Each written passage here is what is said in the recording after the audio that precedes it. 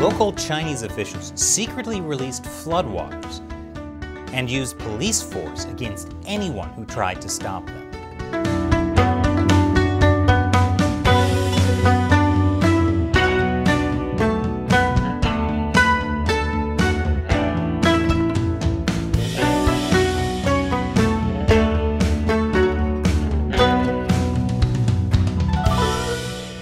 Welcome to China Uncensored. I'm Chris Chappell. China has been dealing with a flood problem. Last month, we saw the devastating floods in China's Henan province, especially in the city of Zhengzhou. We know how the local government responded. They slammed foreign journalists who wrote stories about flood victims, accusing them of criticizing China. Actually, the central government got in on that too. And we talked about how the Chinese regime underreported the casualties in a recent video. And just when you thought that was bad, wait until you see how Chinese officials treat people when they think no one is watching. On August 2nd, officials in Hebei province dispatched police to break up a large crowd of angry civilians. And it was violent. Police came with riot gear, while the protesters responded by throwing rocks. Officials call this maintaining stability. Doesn't look very stable, does it? This happened in a small township in Longyao County in Hebei province. Local government officials had secretly dug out a riverbank to release flood discharge. They released the water without warning people downstream, flooding people's homes and land. And after locals found out what the authorities were doing, they came to protest, which led to this clash. From the limited information available, it's not clear why local authorities were trying to release the floodwater in this town. It could be that they were trying to relieve flood pressure. But in the past, what's happened is that Chinese authorities will release floodwaters in poorer rural areas to prevent flooding in cities. But then, poor people have to pay the price. Videos of this protest are hard to find inside China's heavily censored internet. Censors don't want people to get the idea that Chinese officials are the bad guys. And they especially don't want videos of people fighting back against the police. But this video made its way to Twitter for people living outside China. This Twitter user says, releasing the floodwater isn't the problem.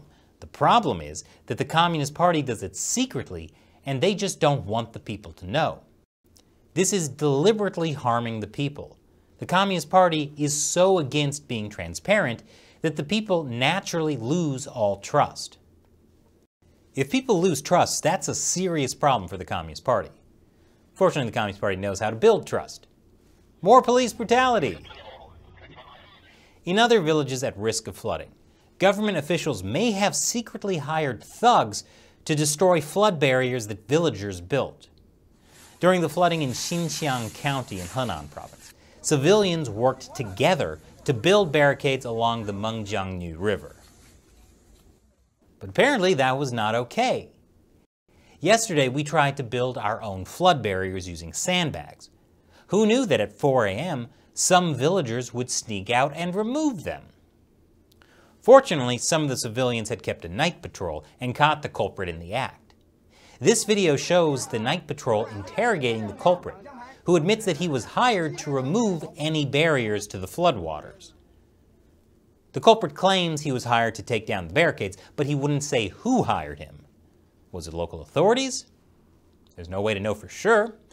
But the next morning, parts of the riverside were left wide open next to an abandoned excavator. Well, that's not suspicious at all. But as we've seen repeatedly, the Chinese Communist Party has no problem sacrificing the lives of ordinary Chinese citizens when it's for the greater good. The greater good being total party control. And now it's time for me to answer a question from you, a fan who supports China Uncensored by contributing through the crowdfunding website Patreon.